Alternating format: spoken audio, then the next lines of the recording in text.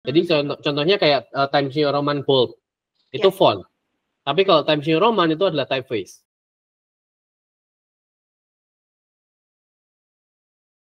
Halo, halo. Oh, halo. Oke. Kita tadi habis ngomongin yang seru ya pokoknya ya.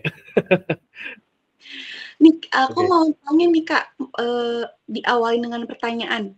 Hmm. Kita sebagai desainer tuh sering banget nggak sih Kak, kayak lagi pergi kemana atau beli satu produk, yang dilihat tuh bukan si iklannya, bukan si produknya, justru desainnya gitu. Kayak, oh iya ya produknya tuh kayaknya si typeface-nya tuh kenal gitu. Oh ini tuh sering aku pakai nih tulisannya gitu. Kayak Oh iya. sering ngerasa gitu nggak sih Kak, kita sebagai desainer gitu? Sering sih.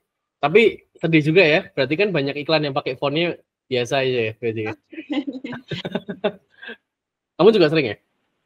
Sering banget. Kalau misalkan sekarang tuh semenjak apa ya, semenjak gabung sama sekolah desain justru lebih sering banget ketika ketemu sama produk-produk yang kemasannya lucu tuh, bukan lagi yang kayak sekedar dilirik doang gitu, tapi udah diperhatiin, "Oh ini pakai ini nih kayaknya," gitu. Terus kayak Oh. diliatin gitu, lebih detail kayak gimana, karena lumayan tuh buat konten. Oh. Tapi kayaknya nggak cuma kamu deh. Kayak member-member sekolah desain juga lama-lama dia memperhatikan fontnya deh. Oh iya. Tapi kamu ini nggak belajar font nggak? Maksudnya kayak bikin font sendiri gitu pernah nggak? Aku jujur belum pernah kalau untuk bikin font sendiri, tapi beberapa teman aku ada yang udah terjun tuh Kak, lumayan juga ya katanya, Oh. gelar. Oh iya, karena ngejualnya pasti nggak cuma Indonesia ya, kayak internasional juga gitu ya. Ada fun fact-nya gini, jadi sekolah desain dulu itu pernah ngerekrut calon desainernya itu dengan bikin font. Oh, Jadi caranya adalah ini ada desainer baru masuk, ya kan? Terus di tesnya adalah ini ada font A, B, C. Dia disuruh bikin sampai Z-nya dengan style yang sama gitu. Tujuannya apa? Tujuannya buat ngebaca kira-kira bisa bikin yang halus atau enggak, yang pertama editannya. Yang kedua, apakah dia bisa ngebaca stylenya. Itu oke. dulu. Karena itu juga susah loh gitu, ngebaca style itu. Aku Iya. juga misalkan ngeliatin teman-teman yang bikin juga kayak satu challenging banget gitu. Kenapa? Karena bukan cuma alfabetnya doang kan ya yang dibikin, kayak dari karakter titik, tanda seru, sampai ke angka-angka juga itu harus diperhatikan kan ya Kak. Dan bahkan mungkin ada beberapa font yang memang dari karakternya tuh lengkap banget, dan ada yang kadang kita suka nemuin juga, atau aku misalkan nemuin tuh yang ini nggak ada nih si karakter dan tuh yang sering, tahu nggak sih Oh Kak? iya betul. Itu kayak jarang banget di semua font ada kalau menurut aku gitu. Benar. Benar. Tapi itu nggak salah sih sebenarnya sih, karena balik lagi font itu kan kegunaannya masing-masing ya. Contohnya kayak font yang dibuat untuk headline atau apa namanya display text.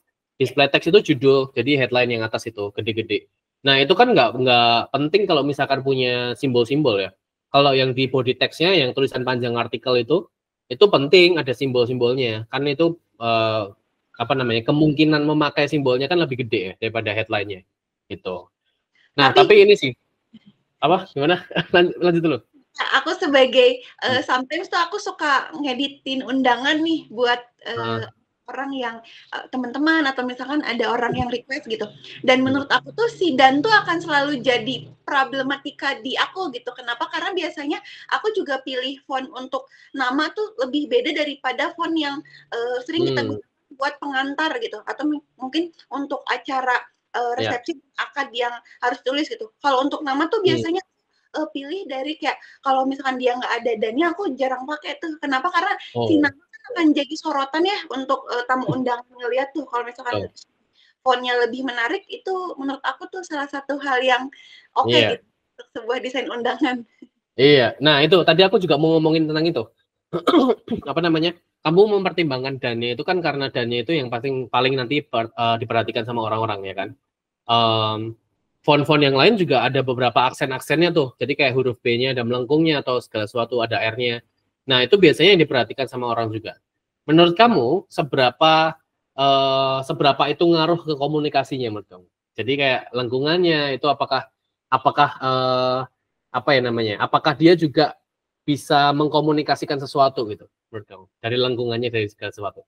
Kalau dari aku sih kayaknya tergantung dari jenisnya dulu nggak sih Kak, yang mau ditampilkan itu apa gitu. Kan banyak ya kayak misalkan apakah dia memang konsepnya tuh kaligrafi atau mungkin handwriting gitu. Nah, kalau misalkan konsepnya udah jelas itu kayaknya ngaruh juga sih. Kalau misalkan sebatas kayak sans serif biasa, kayaknya oke-oke aja. Kalau ada ataupun enggak pun kayaknya enggak terlalu masalah. Ini mungkin dari salah satu jenisnya dia masuk kategori yang memang kreatif dan dia tuh kayak playful gitu. Itu kan jadi salah satu pertimbangan gitu kan. Kalau misalkan ini aman-aman aja. Mungkin lebih ke nuansa ya. Jadi kalau yang ada aksen-aksennya itu lebih ngebangun nuansanya aja. Kayak contohnya kayak tadi untuk undangan nikah nih, untuk wedding. Itu ada siapa dan siapa. Nah, dannya ini kan bagus banget biasanya ya. Nah, dan yang bagus ini biasanya ngebangun suasananya, ya kan? Kalau informasinya namanya itu biasanya untuk menginformasikan doang, ini siapa dan siapanya. Tapi dari dannya ini dia mau menjelaskan kalau ini suasananya nanti tuh bakal romantis dan lain sebagainya kayak gitu kan. Betul. Nah, kalau yang tadi playful ya berarti di playful, jadi kayak acaranya nyantai aja, main-main, have fun kayak gitu-gitu kan. Jadi sebenarnya pilihan font itu penting banget sih, ya nggak sih? Betul banget. Nah, kalau misalkan dari aku sendiri tuh biasanya kadang suka ada ini nih yang PR tuh mix and match gitu. Kayak kombinasi gitu kan. Menurut Kakak nih, kalau misalkan si font yang memang jenisnya tuh udah kaligrafi tuh cocoknya tuh dicocokin sama yang kayak gimana sih, Kak? Oh, waduh, ini tergantung ininya sih sebenarnya sih, tergantung dari apa namanya projectnya. Karena kalau projectnya ini misalkan dia memang kayak sesuatu hal yang tentang seni-seni kayak gitu, ya kaligrafinya bisa dipadukan sama serif biasa sebenarnya. Jadi kayak tulisan yang lebih ringan gitu loh. Tapi kalau misalkan dia memang tentang tipografi, itu bisa dipadukannya jadi agak nyebrang. Contohnya kayak kaligrafi dipadukan sama apa namanya?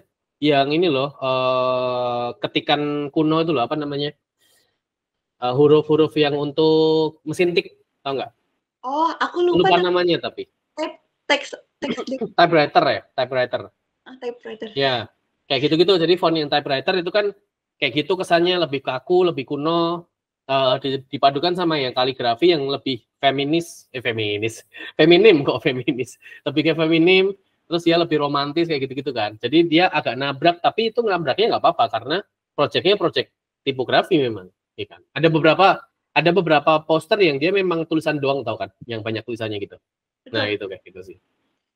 Kalau misalkan dari yang ini nih Kak, biasanya tuh yang PR juga menurut aku tuh kalau misalkan dia udah konsep project-nya tuh cheerful gitu, kayak yang targetnya tuh anak-anak. Nah, kan banyak nih yang font-font yang memang untuk anak-anak gitu, kayak misalkan yang bakso itu, kayaknya itu sering dipakai sama banyak orang. Kalau misalkan untuk dipadukan dengan font yang lain tuh sebetulnya dia enaknya sama yang kayak gitu lagi atau misalkan ya mending sans serif aja gitu yang lebih kelihatan jelasnya. Waduh, sebenarnya nggak bisa bilang sih, cuman gini sih, prinsipnya adalah kalau memadukan font itu balance saja, jadi seimbang aja. Yang satunya berat banget dilihat, yang satunya ringan. Kalau dua-duanya ringan, ntar bisa jadi keringanan gitu, terlalu ringan gitu. Jadi kayak kita nggak kebaca judulnya, itu kan bisa juga tuh. Ada beberapa yang teks judulnya atau headline-nya terlalu tipis, ada juga. Atau terlalu renggang-renggang tuh antar hurufnya. Itu juga bisa. Nah, sebenarnya cuman di masalah balance-nya aja sih, dan ini nggak bisa dibangun dalam semalam gitu. Itu memang instingnya aja selama ini dia mana yang works mana yang nggak works gitu loh, cuman kayak gitu. Betul. Kamu biasanya kayak gimana tuh? Iya, kayaknya untuk memadukan itu tuh butuh jam terbang gitu Kak. Kayak aku sempat jadi template kreatornya Canva, ngerasa kayak sering banget apa ya dikasih warning bahwa satu desain tuh maksimalnya cuma boleh pakai 3 font gitu kan. Kalau misalkan lebih dari itu cuma 2 gitu. Karena kalau misalkan udah 3 kayaknya udah terlalu rame dan terlalu nggak enak untuk dilihat. Dan itu tuh kayak jadi satu-satu yang aku sering note gitu. Oh yang ini tuh ternyata lebih cocok sama yang ini lebih cocok sama yang ini. Jadi selain diingat juga aku simpen tuh. Karena kalau misalkan cuma sekedar diingat doang tuh kadang suka lupa dan tiba-tiba kalau misalkan besok-besok mau pakai lagi tuh, duh apa ya kemarin gitu lupa. Iya, tapi ada peringatan kayak gitu ya di Canva ya? Lebih dari si ininya sih, lebih dari owner-nya. Dari owner. Oh ini Dari kayak supervisornya ya? betul, Berarti ya? karena di syarat apa ya, approval dari Canva-nya sendiri tuh lumayan ketat sih, Kak. Kalau Oh. misalkan terlalu apa ya, familiar sama desain yang orang lain buat tuh Hmm. biasanya suka kena reject. Oh, mirip kayak ini, kayak FreePic dulu juga ada supervisornya kayak gitu. Jadi Betul. kalau ngupload gambar itu juga dicek dulu apakah ini ada kemiripan sama yang lain dan lain sebagainya gitu. Nah, iya seperti itu. Nah, oke, tentang desain nih, aku mau bawa ke sini nih. Jadi font itu menurut kamu bikinnya susah atau gampang tuh? Kalau cuma mikir doang untuk coret-coret sepertinya agak PR sih. PR ya? PR atau gampang? PR-nya lebih ke susah. Oke. Kenapa susah? Karena kan kita juga mungkin yang sempat tadi dibilang kalau misalkan itu juga bisa jadi ada approval dan lain sebagainya. Kalau misalkan terlalu mirip malah jadi nggak keterima gitu dan ke-reject. Yeah. Jadi challenging aja gitu Kak, huruf dari A sampai Z sebanyak itu harus mikir gimana caranya beda sama font-font yang udah ada lebih dulu gitu. Yeah. Kayak itu nggak sih Kak? Atau misalkan Yeah. memang untuk si font ini tuh bebas aja, nggak ada kayak tahap approval dan lain sebagainya. Kalau bikin font sih sebenarnya nggak ada tahap approval-nya sih sebenarnya sih. Cuman ya itu tadi kesusahannya memang bikinnya satu-satu kan. Karena apa namanya, kalau kita pernah pakai font juga ada beberapa yang agak jelek di beberapa huruf. Pernah coba kan? Pernah. Nah, agak nggak seimbang kayak gitu-gitu loh. Nah, itu biasanya dia agak miss-nya di sana. Memang benar, karena kalau bikin font kita harus mempertimbangkan banyak hal gitu. Jadi ada yang namanya kerning. Kerning itu jarak antar hurufnya, lalu leading itu jarak antar barisnya. Terus ada juga kita harus ngomongin yang namanya apa tuh namanya? Ligatures-nya, ligatur itu kayak ini loh, kalau F sama F itu loh digabungin itu jadi nyambung. Terus kalau digabungin jadi nyambung juga FI-nya. Apalagi ya ada banyak ligatures-nya. Nah itu juga dipikirin tuh, karena kalau font nggak pakai ligatures kayak gitu, F sama F itu nggak nyambung. Coba deh, ada beberapa jenis huruf yang jelek kok digabungin. Maksudnya bukan digabungin, sorry, bisa disamping-sampingin. Iya, berdampingan. Berdampingan benar-benar. Kayak gitu sih. Tapi mungkin ini ya rewardnya gede juga ya, karena dia kan bisa dibeli dolar gitu mungkin ya. Iya, dan 1 kali lisensinya juga mungkin hanya untuk apa gitu. Kalau misalkan ada lagi di luar itu mungkin harus bayar lagi lisensi untuk berbeda gitu kan. Enggak yang satu yang suka agak berbeda. Terus kalau misalkan menyoroti si font tuh aku sering banyak banget nemuin ada yang namanya typeface nih Kak. Apa sih bedanya typeface sama font gitu? Oh, oke. Ini bagus nih. Kalau typeface itu lebih ke nama keluarganya sebenarnya. Jadi kayak Garamond, kayak Times New Roman, terus kayak Arial itu namanya adalah typeface-nya. Tapi kalau font itu lebih ke kayak dia regular ditambahin ada pengaturannya. Jadi contohnya kayak Times New Roman bold itu font. Tapi kalau Times New Roman itu adalah typeface gitu. Oke, kayak Montserrat ya Kak. Montserrat tuh kan banyak tuh keluarganya. Nah, iya betul. Montserrat italic, Montserrat apa itu namanya adalah font gitu. Tapi sebenarnya nggak masalah nggak sih? Kalau kita salah nyebut juga orang-orang juga paham kok sebenarnya. Lebih familiarnya sebetulnya dipanggilnya font ya. Tapi mungkin untuk secara ilmu yang harus kita tahu lebih banyak dan secara lebih luas, sepertinya memang typeface secara betulnya adalah nama yang sering kita pakai keluarga anak-anak di keluarga itu adalah font. Iya. Nah ini nih tentang nama fontnya, tentang nama typeface-nya. Itu kamu tahu nggak itu dari mana nama typeface-nya? Aku nggak tahu nih Kak. Nggak tahu ya. Kayak tadi bakso sapi itu, kenapa dia namanya bisa bakso sapi gitu? Jawabannya nggak ada. Jadi nggak ada batasannya. Itu bisa dinamain dari mana aja biasanya. Berarti kalau misalkan aku bikin tuh boleh pakai nama aku sendiri gitu? Boleh, boleh. Ada kok, ada yang dia ini kok, ada yang namanya pakai nama si desainernya. Bentar ya aku cariin ya. Aku juga punya punya materi itu soalnya di sekolah desain. Tapi aku lupa. Kayak salah satunya Times New Roman itu kayaknya dibuatnya awalnya di Roma mungkin. Terus ada apa lagi ya? Ada banyak kok, kayak bakso sapi itu mungkin yang punya juga sukanya makan bakso sapi gitu. Jadi lucu-lucu. Jadi ketika kita bikin font yang agak susah-susah itu ya, Ini bentar, sebelum sampai sana ini ada nih, tak bacain ya. Jadi a typeface may be named after the individual who designed it. Contohnya kayak Baskerville, Bodoni, Caslon, Gill, Frutiger itu nama-nama orang itu sebenarnya. Oh. Itu jadi font namanya gitu, jadi typeface. Emang idenya desainernya aja gitu. Pengen Iya. karena bagus. Oh, ternyata. Jadi ada orang yang namanya Bodoni, ada orang yang namanya Caslon, itu jadi nama typeface-nya. Terus atau nama negara kayak Helvetica sama Caledonia, itu nama negara gitu. Oh iya, aku Countries, iya. Itu nama countries. Apa Kak? Aku baru tahu ada negara itu.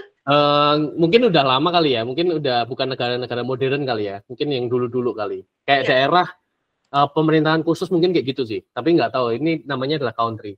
Lalu ada juga yang diberi nama dari bentuknya atau karakternya. Contohnya kayak Futura, Eurostyle, modern, itu juga dari stylenya dia. Stylenya modern, stylenya Futura kayak gitu-gitu. Kalau bakso sapi, nggak tahu, itu pasti dia punya tuh. Mungkin terinspirasi ketika punya idenya pas lagi makan bakso sapi kayaknya. Iya, mungkin teman-teman bisa nge-share sih nama-nama font yang unik yang pernah ditemuin gitu. Atau kamu sendiri kalau punya font boleh di-share deh, namanya apa gitu ya. Kalau misalkan punya ide font gitu. Selama Kakak jadi desainer, ada nggak satu font andalan yang sampai sekarang tuh kalau mau ngedesain pakai itu terus? Oke, waduh ini bagus nih. Pakainya, aduh namanya apa tuh? Aduh aku lupa namanya. Tapi yang panjang-panjang, bukan tipis sih. Aduh, aku lupa. Jadi agak panjang, fontnya ke bawah, terus dia semuanya seimbang. Jadi lengan-lengannya tuh seimbang semuanya. Namanya apa itu ya? Impact kalau nggak salah. Kalau nggak salah Impact. Tapi Impact itu bukan yang itu. Jadi ada dua sebenarnya. Yang satunya Impact, yang satunya ada lagi yang mirip-mirip. Impact itu panjang ke bawah, tapi Impact itu nggak seimbang. Jadi ada beberapa yang lebih tebal, ada yang beberapa ini. Kalau yang kalian nggak tahu nih, kalau kalian nggak tahu Impact kayak gimana ya, lihat aja meme. Itu Impact itu. Font Impact itu meme gitu. Kalau kamu ada nggak font yang biasanya dipakai sering gitu? Aku yang kalau dulu kayaknya Montserrat, tapi karena udah banyak banget yang pakai, jadi aku sekarang lebih sering dan selalu pakai Inter. Entah kenapa karena banyak dan dia bisa ada beberapa kategori yang memang kalau misalkan dipaduin tuh enak aja gitu Kak, dari bold yang ke tipisnya juga cocok gitu. Jadi nggak usah pakai font tambahan lain kalau misalkan harus ada 2 font gitu. Cukup satu itu aja, cuma mungkin yang tebal tipisnya dipakai gitu. Iya, mungkin Inter ya yang satunya. Kan itu mirip-mirip kan, panjang ke bawah juga kan? Iya. Kalau nggak salah. Ya. Oke. Si Impact tuh ini nggak sih Kak, ada beberapa di beberapa bukan software sih, di beberapa komputer tuh memang udah terinstall duluan gitu, kayak sama kayak Roman, nggak harus diinstal sendiri. Iya. Biasanya suka ada gitu, tapi lupa sih. Bold banget biasanya. Iya benar-benar. Tapi lupa sih, mungkin iya ya, mungkin udah ke install ya. Karena paket-paket fontnya semakin kesini semakin kayaknya semakin banyak deh. Maksudnya yang udah ke install duluan ya. Jadi nggak perlu nambahin lagi gitu. Tapi kalau Kakak sendiri lebih lebih enak pakai yang gratisan atau yang berbayar nih? Kalau untuk si font? Bukan enak nggak enak ya sebenarnya ya, harus bayar tetap ya. Kalau dipakai buat komersial. Ya. Tapi kalau buat kayak ini juga edukasi, kalau komersial harus bayar. Tapi kalau untuk kayak tugas sekolah atau tugas kampus yang presentasi kayaknya nggak apa-apa gitu. Itu namanya kan untuk personal use ya, namanya ya, untuk personal aja gitu. Kalau enak nggak enak sih pastinya enak yang bayar ya, karena kan dia full. Kadang-kadang tuh kalau nggak bayar tuh cuma dikasih demonya, tahu kan? Yang dia cuma beberapa huruf doang gitu loh. Bahkan ada yang cuma beberapa huruf nggak ada, itu juga ada gitu. Ini nggak sih Kak, apa namanya tuh, kalau misalkan yang berbayar tuh enaknya karena kita bebas aja gitu, mau post dimanapun, mau dipakai buat apapun ngerasa aman gitu. Lisensinya udah kita punya. Kalau misalkan kita pakai yang berbayar tapi kita tuh maksa untuk pakai itu dengan gratisan, nggak bayar, cuma yang harusnya cuma buat personal use doang, tapi tiba-tiba kita tuh ngeposting di sosial media atau apa, dan tiba-tiba malah nggak tanpa sengaja untuk jadi tujuannya untuk jadi promosi dan sebagainya, kan jadinya ini ya agak takut ada surat ke rumah. Jadi copyright ya, jadi copyright violation jadi. Temen aku pernah ini tuh soalnya kayak dia tuh nggak sadar pakai font itu karena mungkin udah keseringan download tuh tanpa ngelihat mana yang memang secara pure gratis dan mana yang memang dia tuh hanya personal use gitu. Tiba-tiba bikin desain branding untuk sebuah logo dan si logonya ini tuh aku lupa nama brandnya apa, tapi yang pasti dapat surat cinta tuh dari desainer, dari kreator, tiba-tiba harus bayar denda sekian juta katanya tuh. Waduh. Dan lain sebagainya tanpa seizin dan tanpa Iya. ada si resmi yang beli gitu. Iya sih, memang itu sih yang jadi masalah sih. Kalau kalian pakai font yang gratisan, hati-hati aja pakainya gitu loh. Nanti bakal ada kayak begituan. Tapi itu sebenarnya fair aja kan, mereka kan sekali lagi font itu kan juga kekayaan intelektual ya, IP ya, intellectual property, jadi harus dibayar kalau kalian pakai. Terus terutama kalau kalian jadi desainer font itu juga sebenarnya lebih enak kalau misalkan kalian beruntung aja ada perusahaan yang ngebeli fontnya yang eksklusif. Jadi penggunaannya special use gitu. Special use itu nggak boleh ada lagi di pasaran, jadi udah dibayar lunas, ambil penuh gitu loh. Itu biasanya untuk logo, biasanya untuk font perusahaannya, biasanya kayak gitu. Enak tuh.